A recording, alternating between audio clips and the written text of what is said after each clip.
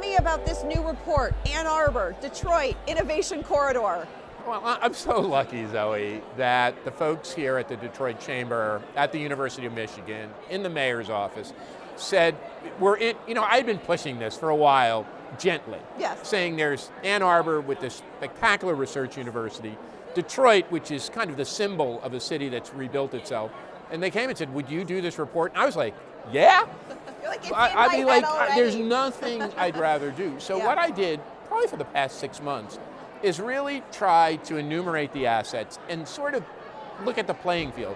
What I found is when you look at other innovation economies, the Bay Area, the Boston area, the Research Triangle, Austin, or you look overseas, London, Stockholm, Berlin, Toronto, it stacks up really well, but it's not organized. And I talk about this in the report. Yeah. 20 billion in corporate research and development, like 4th or 5th in the nation. 3 billion in university research and development, 3rd in the nation.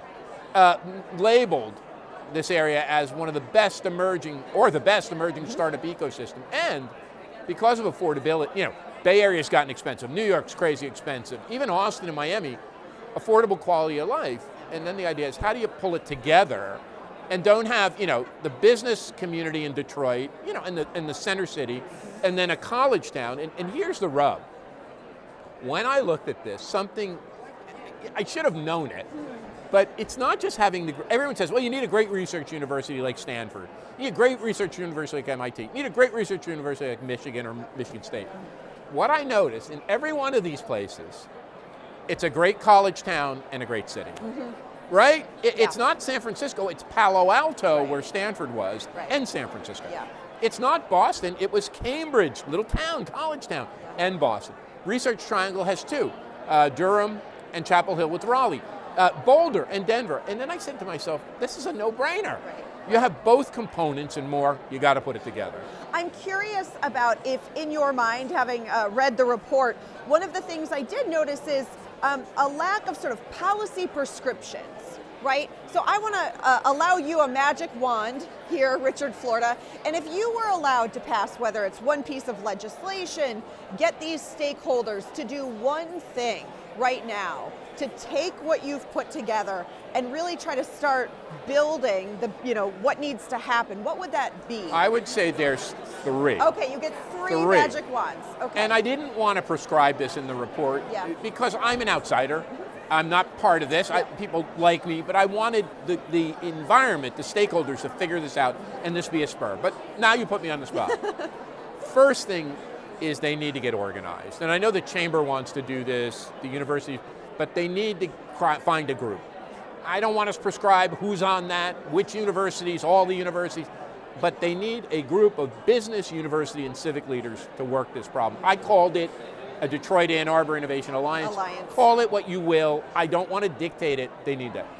Number 2, and this came up in every conversation, you said it. It's hard sometimes to get between when you're visiting your friends. Yeah.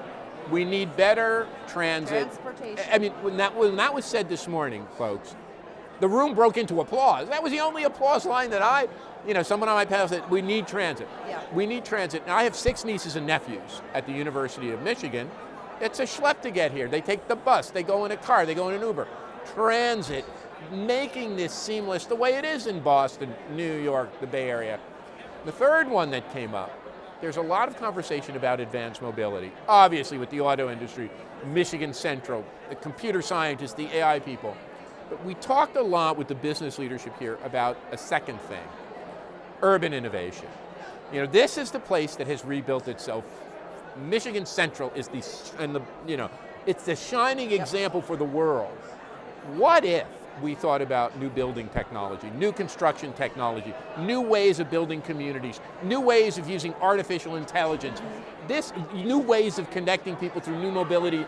This could be the test bed for whole new ways of placemaking in city building. So those would be my 3. Watch One Detroit, Thursday at 7:30 p.m. You can find more at onedetroitpbs.org or subscribe to our social media channels and sign up for our One Detroit newsletter.